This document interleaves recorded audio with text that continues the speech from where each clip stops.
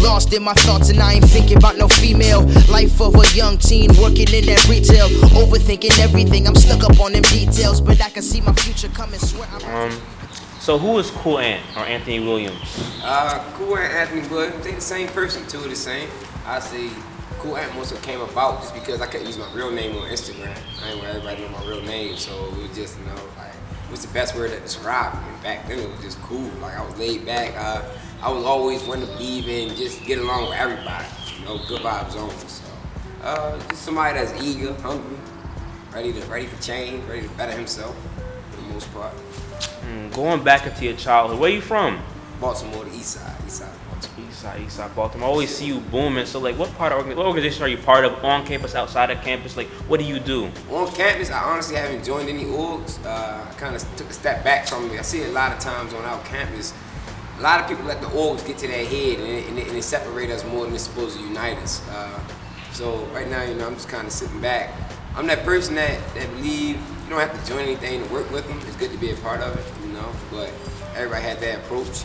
I am with the Royal Court, SGA. I am with the Royal Court, Student Government Association.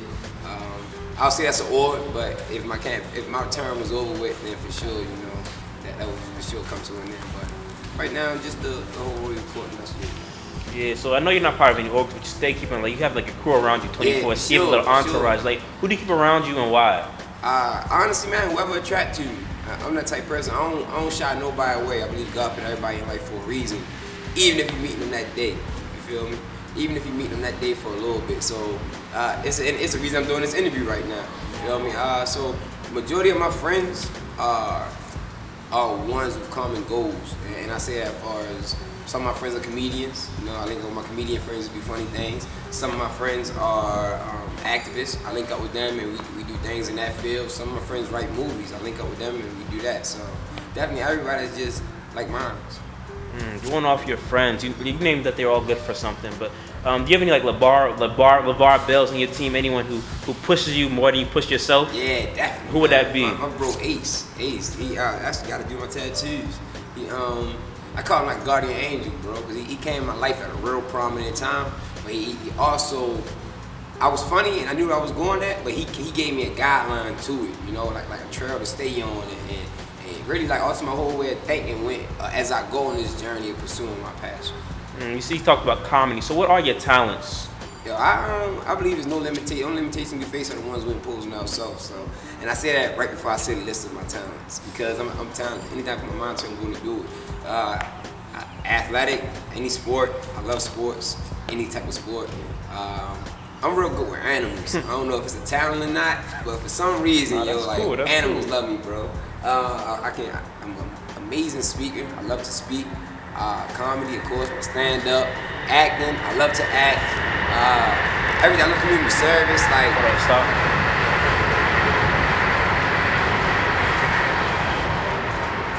You can pick that up. Yeah, can you pick up from I love to act. Yeah, I love to act. I love to act. Also, I really started getting into spoken word. Not a lot, but just a little because I always wanted to be a rapper. But I don't like my voice on beats. And honestly, I'm not the best spoken word person, but that's sometimes the best way for me to get my thoughts on paper and they just come out around me at times. So like, do you think you're from Baltimore, right? Yeah, definitely. Do you think you were inspired by Baltimore at all? Yeah, in your pursuits? Every day, bro. Every day, like literally every day, because every day is something that happened in that city that remind me of why I'm here and why I'm doing what I'm doing. Literally, like. Rather it be something good that happened or something bad. Like, I'm not one of those people that just focus on all the negative, It might be my mom calling me, telling me, oh, I feel so good today. Oh my gosh, it's amazing. That's right there, that's pure motivation because now I'm up and I'm moving. Like, my mom feel good, I feel good. Let's get it done, So the motivation is never always something negative that happens. It can be, but a lot of times in my life, it's something positive that pushes me to keep going. Staying on the Baltimore thing, I know it's not me, but I know very few people have taken offense to taken a disliking to the fact that the past two Bowie statement have been somewhat urban, but to me, like you're more suave than most of the suave people I know. So what do you rebuttal to those people that say that? Honest to those people, I'll say they're small-minded, and that's why I'm running again, and that's why I became Mr. Blue the first time, because people like me, they put a tag on, and it's sad because I never knew I was a person like I was until I came to a place like this, until I stepped outside of my city. You know, I noticed how different I am, and it's wild when people of oppression are ones who oppress. And people think oppression is just a form of the police messing with somebody. Oppression is anytime you put someone else down. Anytime you look at another man in a light that you shouldn't look at him in, that's oppression. So for someone to look at me and say, well, you know, he talk kind of weird, he say too kind of funny, you know, look at the way he dance, he got tattoos, and he this and the third, that shouldn't have anything to do with what's on the inside of me, you know? So yeah, going back, you saying you were proud of where you were from. So what made you decide to pick last year as your first year to run?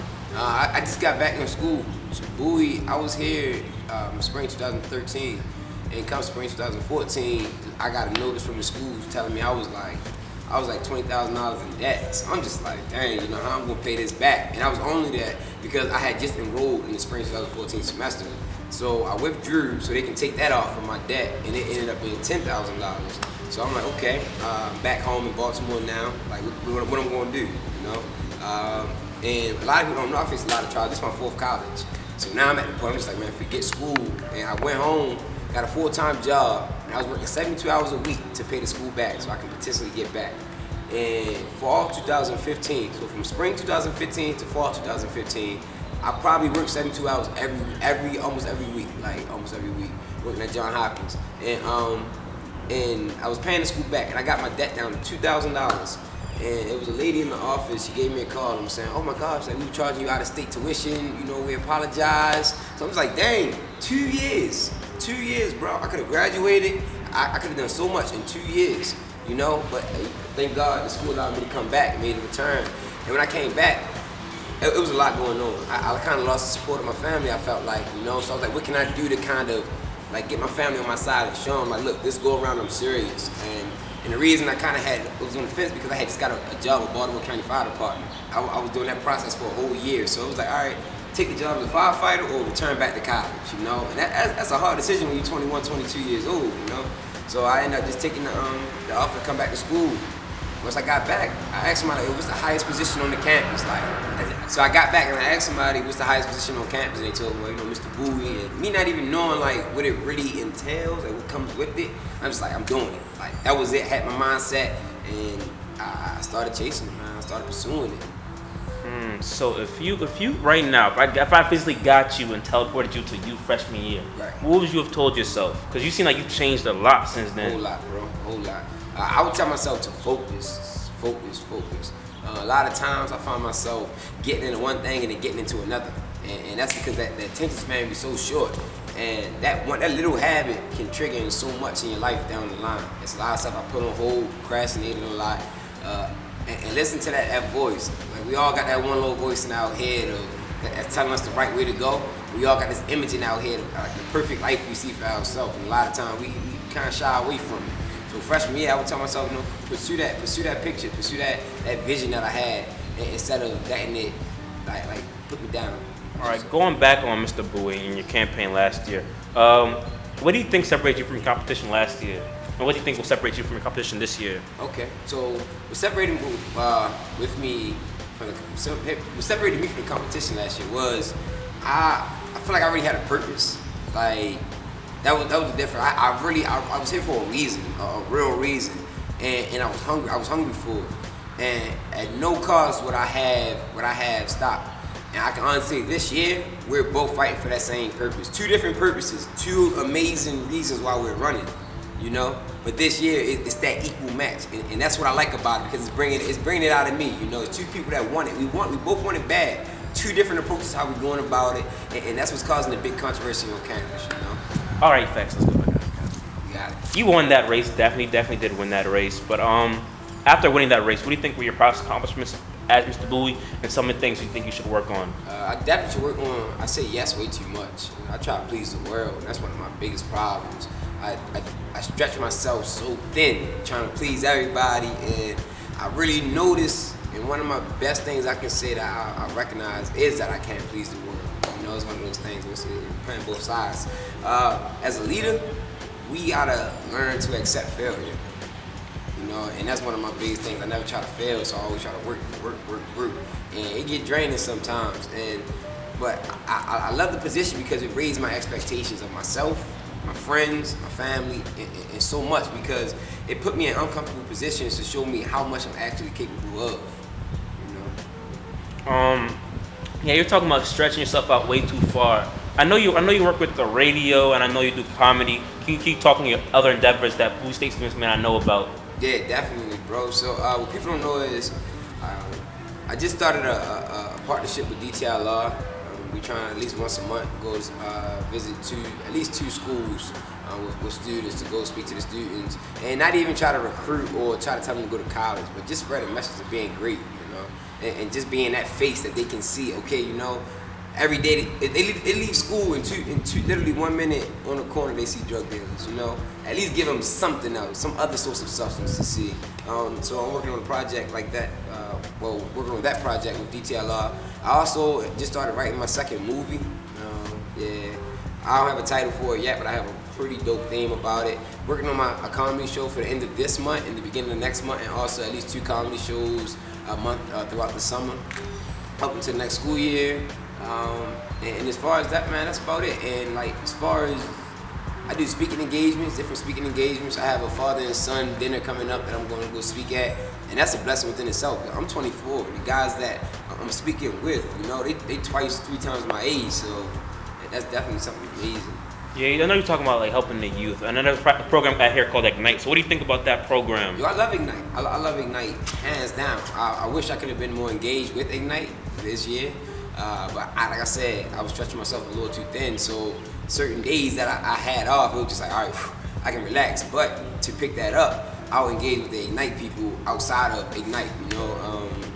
I love it because it's a first encounter for the freshman men, you know. And to make your first encounter something so powerful and moving and just to be a part of that bond, when you just got to campus, it already triggers something in their head that, all right, we're here for a bigger purpose, you know? Yeah, but now, staying on the topic of the youth or people coming into Bowie, like let's say you find you're a Durante Craig or someone who wants to run for Mr. Bowie. Like what are the steps you should take to run a good campaign, and why should you run for Mr. Bowie? Or not Mr. Bowie, Mr. Royal Court in general. Right. With the Royal Court or with any position, I'm glad you asked that, bro. Save this. With any position, you should be running for a reason. And I said it because, like, back in the 60s and the 70s, I refer back in the history, you know, a lot. Like, those people that were out doing those civil rights movements, they weren't Mr. and Miss Bowie. They weren't SGA presidents. They didn't care about that. All they wanted was change for their people. And it's so sad because outside of this campus, the world is messed up. It's bad. The world is pretty bad. But people don't get outside of this campus to see it or to even care about it sometimes, I feel like. And I want them to see that you don't have to be in these positions to make a change, to make anything happen. Like, it's nothing to go visit a middle school and go speak to kids, or it's nothing to go feed the homeless, or it's nothing to get 4 of your friends in the car and say we're gonna go to DC and just engage with whoever need help, you know? So I'll say with the position, run for a purpose. Like, don't run to satisfy. I see a lot of people buying gifts and persuading people with different initiatives. That's not me. If I gotta get your vote by buying you cupcakes and things like that, don't vote for me. I don't want your vote. Keep it. That's the message. Like, that's it. I don't, honestly, like, if you're not for the people, don't vote for me. I'll be offended if you do. And that's just the honest God truth. That's definitely powerful. I'm sitting here thinking about it. Like to me, I always saw you're my philosophy class. I always saw you as a great thinker. Like, and you with that response, that was a great response. What are some of the books that inspired you? Or some of the great thinkers, or some of the great lecturers that inspired you? The very first book I read that pushed me was a book called How Successful People Grow by John C. Maxwell. And what really sparked me into reading, I'm gonna be honest with my friend Conduani. Like he started reading. And I was seeing the progress he was making. And me, I was still ripping and running, you know, being distracted by things. And I read a letter once that said, if you want to keep something away from black people, put it in the book. So I'm the type of person that always think on the other side of things. So I begin to think like that person that maybe wrote that letter, you know? So I'll tell myself like, all right, if they saying you want to hide something from a black person, put it in the book. Well, if I open this book, how dangerous will I be as a black person? You get what I'm saying? So from How Successful People Grow, I went to As a Man, Thank You. And then I went to the Kabbalion. That's like a book. It's the basic like all religions, basically. The start of our religion. I went to the Ancient Civilization of the Now. You know, we get like speaking on like the Black history. Martin Luther King, Take a Stand. I believe it's Take a Stand. Something with Stand. I'm gonna be honest though, but it's like I read these books, bro. And I'm one of the people that I don't read just to say I read the book. Like I can read the first chapter. Honestly, As a Man, Thank You, bro, I haven't got past like chapter 3 because every time I get to 3, I just go back and I'll start over in the beginning because I'm not going to move on until I apply it to my life. There's no point; it's a waste. Oh yeah, but yeah, you were talking about like you're inspired by the past, but like now stepping forward. Where do you see yourself 10 years from now? Hey, 10 years, bro. Honestly, the route that I'm going 10 years from now might not even be alive. Cause I'm gonna make a change for my people, bro, regardless of what. And I know the hate that America has for my people, you know, and it's wild because like how involved and how caught up I am in just wanting better for black people as a whole. I know I can't save the world, you feel me, but I'm gonna get as many people as I can. But honestly, 10 years, if I really had to see myself 10 years from now, like by that time, I should at least have my first like middle school open. You know, and I say middle school because I want to get kids right there, right before high school, fresh coming out of elementary. You know, I should have my first middle school open, and just settle. You know, just settle. Definitely settle. I wrote my life goal or how I see my life on a card, and I normally carry it everywhere, but I left it rushing out. But it said, "I'm so happy and grateful to be a self-established millionaire." I'm so happy and grateful to be a self-established millionaire due to my speaking, acting, and comedic abilities. Myself and my friends' production company to continue to grow as we open black-owned businesses. We continue to develop our minds and always spreading the message that your mind is the center of divine intuition. Always spreading love, peace, and happiness, and enjoying life to the fullest. You know, like that was just like a quick example, but like that's just something that I see down the line in the future for myself. So. Definitely production company. I love entertainment. I love making people laugh. So entertainment business, if I'm ever so fortunate to see 10 years. And you know, from there, that's gonna bring the money for me to do what I gotta do to change the world. That's powerful. That's powerful. That was you 10 years from now. Now let's take it a step. Not let's take a step back, let's step to the side. Where do you see Bowie State 10 years from now? Hey, Bowie's about to be amazing, bro. Like this school is manifesting something so great for African Americans. And I say it because the size of it. Bowie's small, and it's small, and it makes it really family oriented. You know, it's not as many distractions as a large university have. So a lot of us, we know each other personally, and that there, I believe, is rubbing off on a lot of people, and they see the bond that we have on campus when they come for visits, when they see us on social media, and just overall everything. And the fact that school is family oriented, you know, of course we're gonna have family problems, so that plays a part. But I'm pretty sure 10 years from now, man, Bowie's definitely going to be expanded, and I just can't wait to come back. I can't wait to come back and just see what it's going to be, especially like the design of the new building and everything just got me anxious for what's next. You know? All right, this is the last question. You know, we have more than enough time left. You know, so I want you to speak on what legacy you leave for Bowie, and also give a dissertation on, like, talk about whatever you have left, whether it's talk about the campaign or whether the state of America right now. Go ahead and spit your piece. All right. The legacy I want to leave at Bowie is really to touch everyone I possibly can in the best way that I can. And I say that because I look at people like Martin Luther King and Malcolm X and these great leaders, and people like them, they had positive energy. They were always looking to help and build. So I believe that energy, that I'm big on energy, the energy that they had rubbed off on everyone they encountered. So it was so strong, the energy that they released onto other people. You know what I'm saying? So their legacy will forever live on because there's nothing bad no one can really say about it. I want to be that person, that person that when I'm gone, like people just talk about me in a positive light. I don't want money. I don't want cars. I don't need any of it. I just want to be gone and remembered because like you're never living for yourself, and that's what I want people to see. Your time here on earth is not for you to say, I'm going to gang. They say it's to gain the world and lose your soul, you know? So I want people to see like this Stop being so selfish. Stop being selfish. That's the legacy I want to leave for Bowie. Is like to cut out as much selfishness as we can and always try to lend a helping hand. And what was the second question? I'm sorry. Is legacy and leave for Bowie, or anything you want to speak on, the state of the country we're in, or state of the world right now, or talk about your films or your upcoming projects, anything, you know, give a quick dissertation. If I can speak on anything right now, it definitely wouldn't be about myself. It'd be more so a message to the people to stop trying to confine to make other people happy. You know, I feel like a lot of times we put ourselves in uncomfortable positions just so we can fit in or be accepted by people that actually don't give a dang about us. A lot of times we tear down friendships, we mess up friendships, we mess up family members, all because of something so petty, something so small that we could have nipped in the butt, you know. If it's people out there, you know, that have an issue with somebody, say something, because we at the point where we can't afford any more confusion amongst our people. Like we eliminate as much confusion as we possibly can. So yeah, man, definitely. Just I hate to say it because it's so simple. Just be real.